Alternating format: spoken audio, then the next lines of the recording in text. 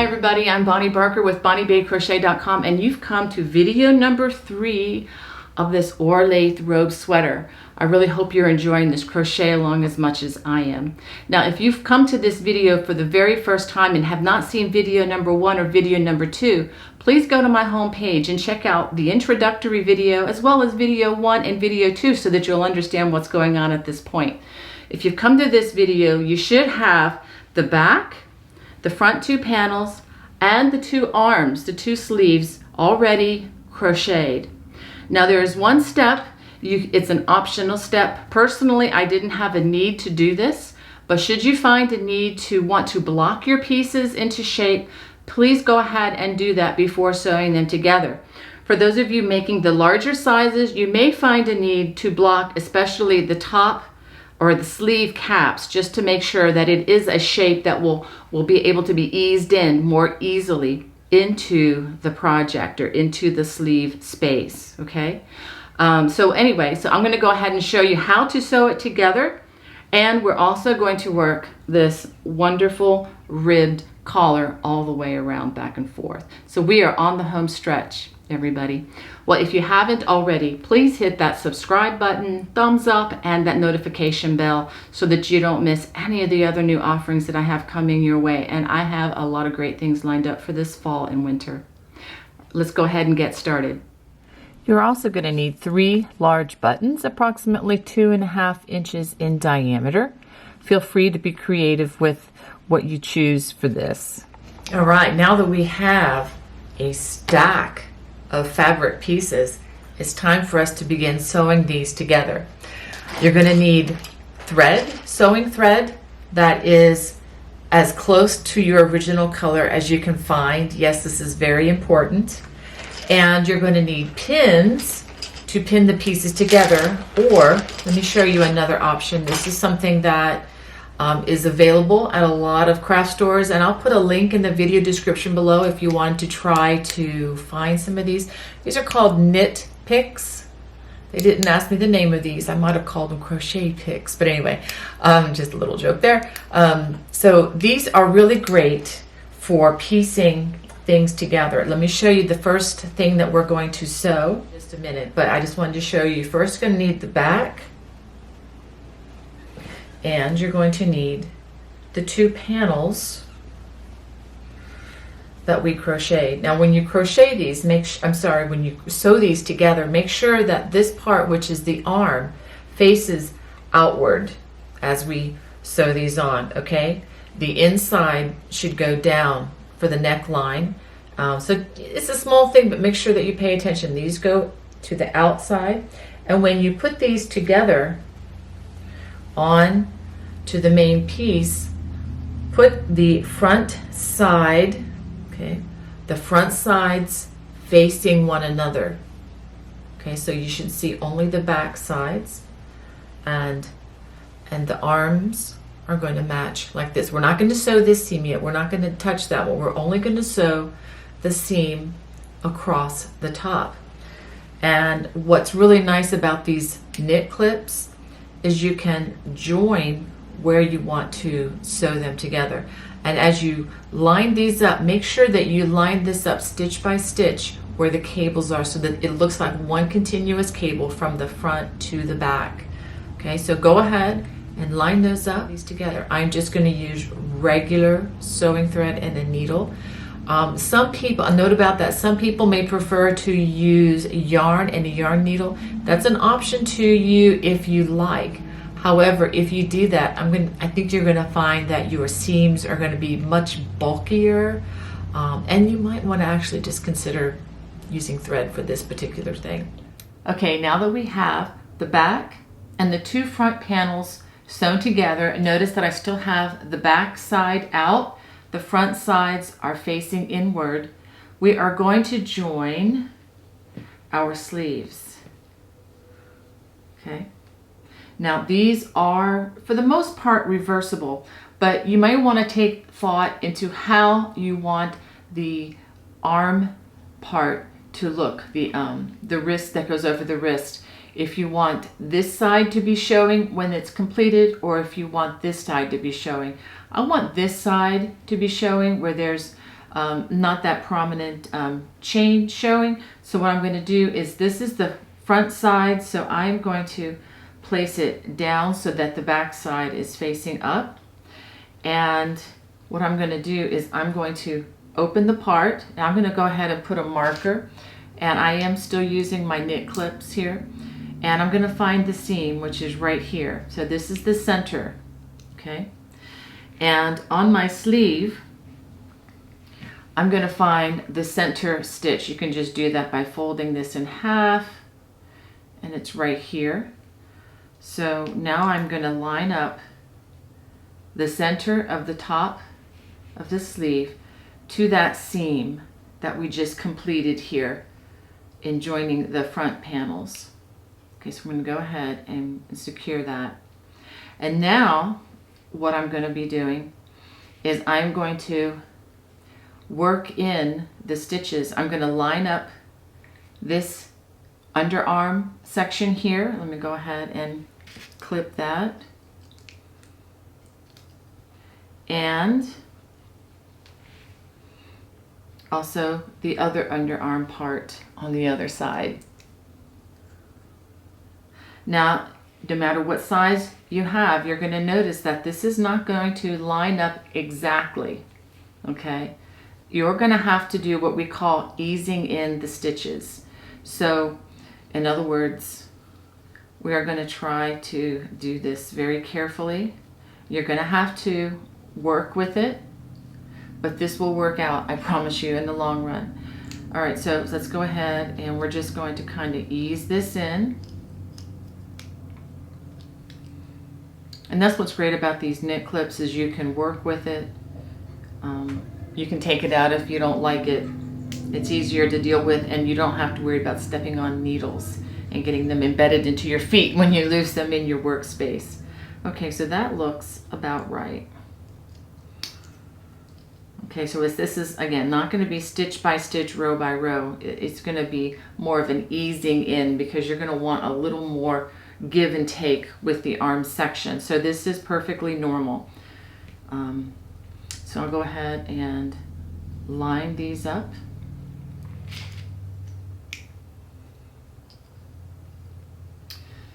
And for the record, I did not block these pieces. I certainly understand the need for doing that in a lot of knitwear and in some crochet things that I've done. But there is so much give and take in this particular wool yarn, and I think if you use, substituted acrylic, you should still be fine without blocking.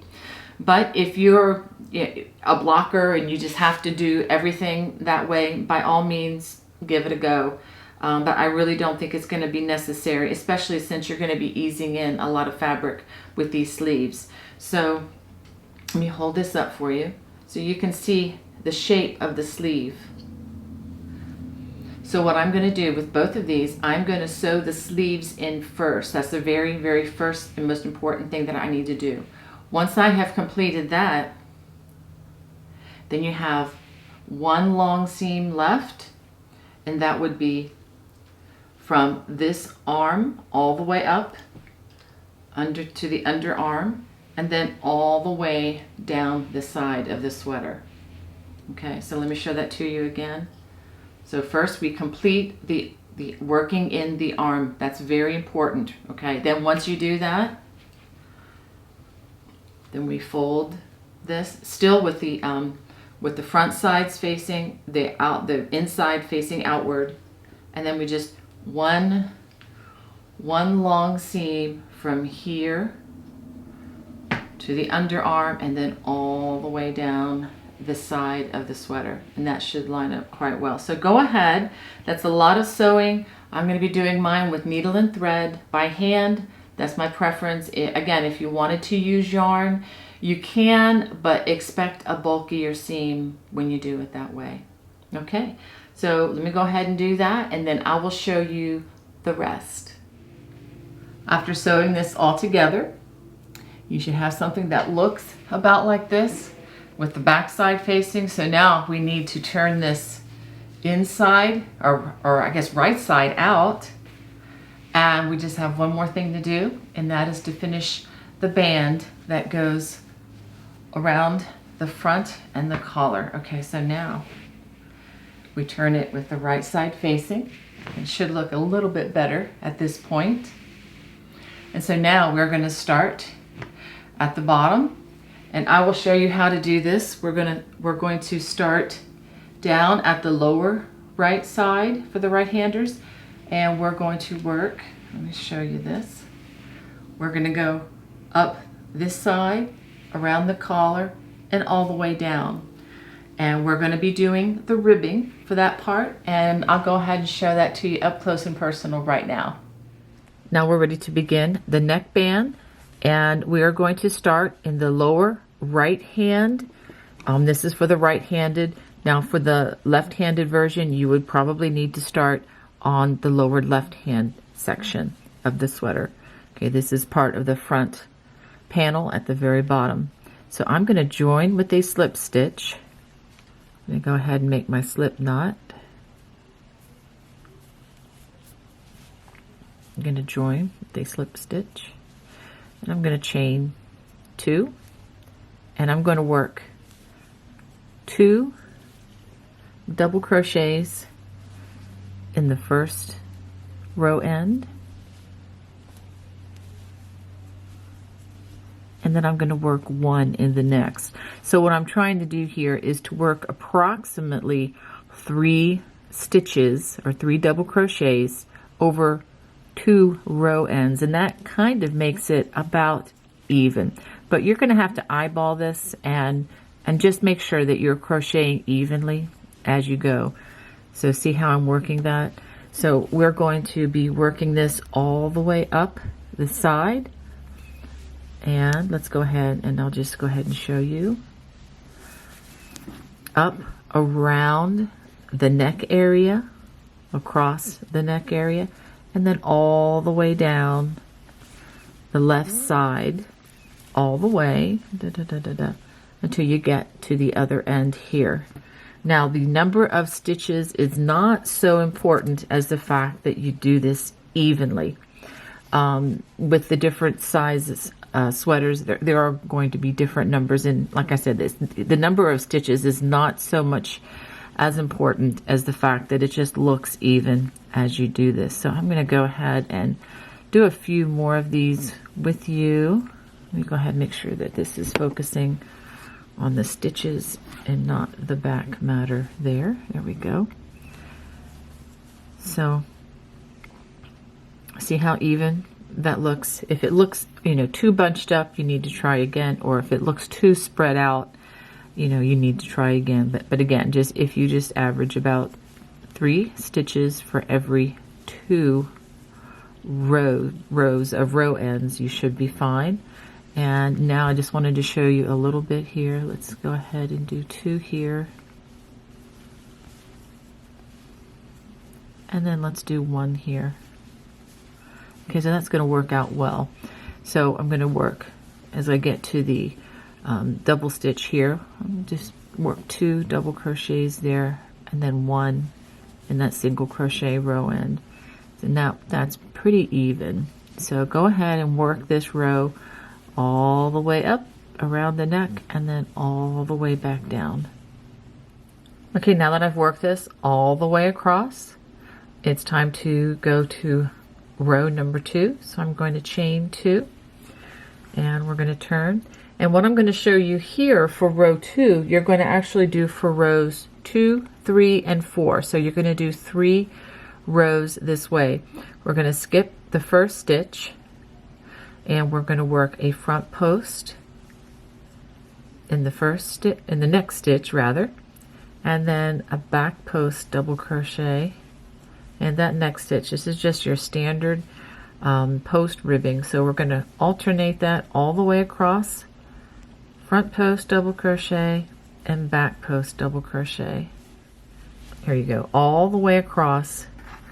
We're going to work a half double crochet worked in that turning chain right there. So make sure you just work a half double crochet, chain 2, turn, and then begin again with the front post and the back post. As you do rows 3 and 4, make sure you work front post over front post stitches and back post over back post stitches. So go ahead and work rows 2, 3, and 4. This is the width of the band after having completed 4 rows. Now I'm going to use some stitch markers to decide where I'm going to put the buttonholes for these large buttons. The first one I'm actually going to put right below where the decreases started for the front opening. I'm going to put the first button, let's see, I'm going to start it right here. It's going to take 4 spaces, so 1, 2, 3, 4. I'm going to just put it right there. Okay, so that's one button. Now I just have 2 more buttons, and it's really up to you how you want to space these out. And so I'm going to go ahead and put one here. 1, 2, 3, 4. Do that. And I'm just going to guesstimate on this last one. What I'm actually going to do is I'm going to count how many stitches are between here and here, and then I'm going to put that same amount of stitches between this buttonhole and the next buttonhole. So feel free to play around with this and decide, you know, where you want your buttons. And so once we do that, we're ready to begin. We're actually working on the other side right here. And what we're going to do for, this is row number 5, we're going to chain 2, and we just continue in the pattern. Now here I'm going to actually be starting with the back post because that's the way it ended for me, but we're going to just alternate front post and back post double crochets until you get to the first buttonhole where the stitch marker is. So go ahead and work until you get to the first stitch marker. Okay, once you come to the stitch marker, I've already worked in this stitch back here, so that's the next one. I'm going to take the stitch marker out, and I'm going to chain 4. 1, 2, 3, 4, and we're going to skip 4 stitches. 1, 2, 3, 4, and then we're going to resume the front post and back post pattern. Now if you need to start with the back post, start with the back post wherever you are at the point where you marked your buttonhole. So go ahead, and then we continue to work in pattern stitch with the front post and back post double crochets until we come to the next one, and we do the same thing again. Let me just let you look at that.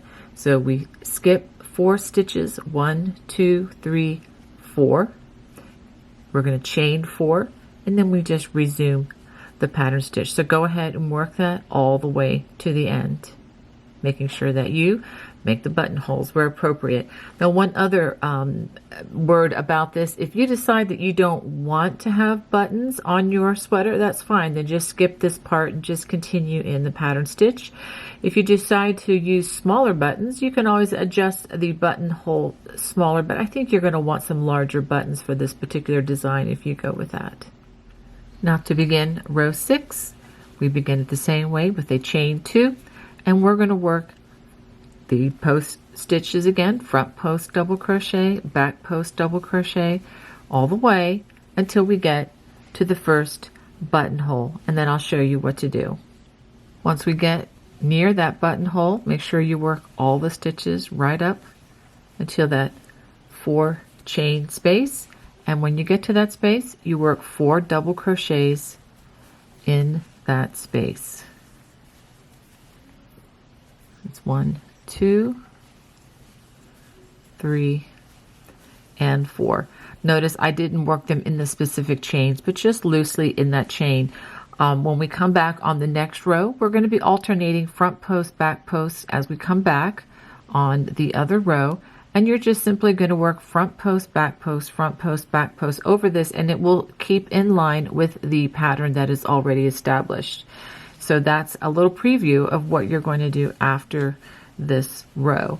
So then we just continue along, front post double crochet, back post double crochet until we get, let me give you a little, just talk you through this, till we get to the next buttonhole, and then we just work 4 double crochets in this buttonhole, and then keep going in pattern stitch, and then the last buttonhole we work 4 double crochets, just worked right over this whole chain, and then we continue all the way to the end. And after you do that, you're going to have to work 3 more rows, and this would be rows 7, 8, and 9, just what we've been doing down here, which is the front post and back post, the same as, you know, the first few rows that we worked down here. So go ahead and finish this row, which is row number 6 with the row number 6 with working in the buttonhole, and then again 3 more rows just working the front post and back post double crochet. So go ahead and do that. At the end of the last round, we are just going to give it a chain and a tug. We're going to clip the yarn and pull it all the way through. Now we are going to hide the loose strands, and just in case you've never seen this before, I'm going to give you a very quick tutorial. You're going to have lots of practice on hiding these loose strands, but after threading the yarn needle, and we want to make sure that we have the back side facing, we're going to run this carefully into the stitches so that it does not show. There are a variety of ways of doing this, but the basic idea is you just want to make sure that this is well hidden into your work. And you want it to be hidden well enough and long enough so that it's not going to pop out. And if it does, you want to be able to have something to re-hide in the event that that does happen. So I'm going to go ahead and just bring that down just like that. And that should be plenty to keep that hidden. And I always give a little pullback on it too. And we're going to want to clip as close to the stitches but without touching the stitches. And that thread is very well hidden. Now the only thing I need to do after I hide all my loose strands is to sew on my buttons. Now we're ready to sew our large buttons onto our sweater. And before I show you that, let me just show you how I've lined this up. I'm going to go ahead and put a picture right here in the video. And I want to show you that I have lined these up from the very bottom. Okay, from the very bottom. Even, you know, you can use these ribbed rows to actually get these as perfect as you can, lining these up just like this as you go.